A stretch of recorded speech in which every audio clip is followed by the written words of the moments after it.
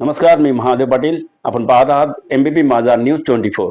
आज आपण भादोन गावामध्ये असून आज आजरा तालुक्या पंचायत समितीमधील भादोनमधून प्रथमतः महिला सभापतीमधून म्हणून निवड झालेल्या जयश्री गाडे यांच्याबरोबर आपण बातचीत करणार आहोत.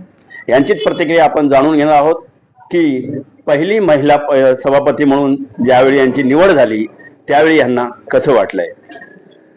नमस्कार मॅडम, पहिल्यांदा तुमचं अभिनंदन की तुम्ही पहिली महिला सभापती म्हणून आजरा पंचायत समितीला तुमची निवड झालेली आहे किंवा निवडून आलेल्या आहे. तर याच्याबद्दल तुम्ही काय सांगाल?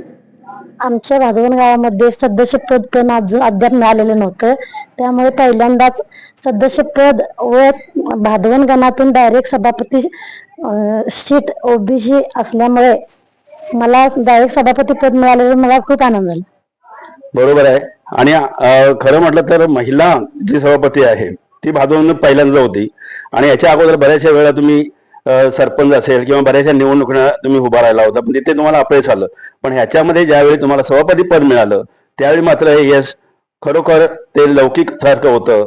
त्यावेळी तुम्हाला कसं वाटलं? मी सदस्य पदाला ग्रामपंचायतीमधून उभी होती त्यावेळी निवडून आले होते. दुसऱ्या वेळेला सरपंच पदासाठी उभा राहिले त्यावेळी माझी 51 मतांनी हार झाली, परंतु मी काय नाराज झालेली नाही.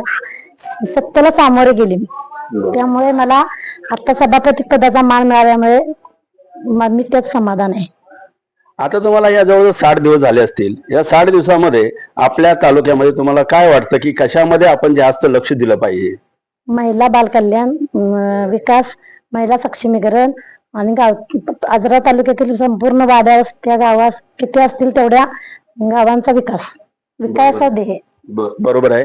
आता भादोन म्हटलं की भादोन गावामध्ये बरेचसे पक्ष आहेत, राजकारण चालू आहे. आता तुम्ही सभापती आहात. आता भादोन मधून आता ज्यावेळी तुम्ही एखादं काम असेल तर त्यावेळी तुम्ही एकतरी ते राजकारण आहे आणि तुमचं आता इथे समाजकारण, तर त्यावेळी तुम्ही कसं बघणार? समाजकारण बघणार.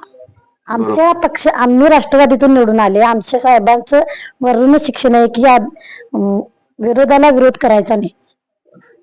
बरोबर आहे. ह्या होत्या पहिल्यांदाच महिला सभापती म्हणून निवडून आलेल्या भादवण गावच्या जयश्री गाडे यांचं स्पष्ट मत आहे की मला भादवण मधून असो किंवा तालुक्यामधून जे कोणी कामासाठी किंवा कोणत्याही मदतीला बोलवेल त्याला माझा हात नक्की असेल. पाहत रहा MBP माझा न्यूज 24.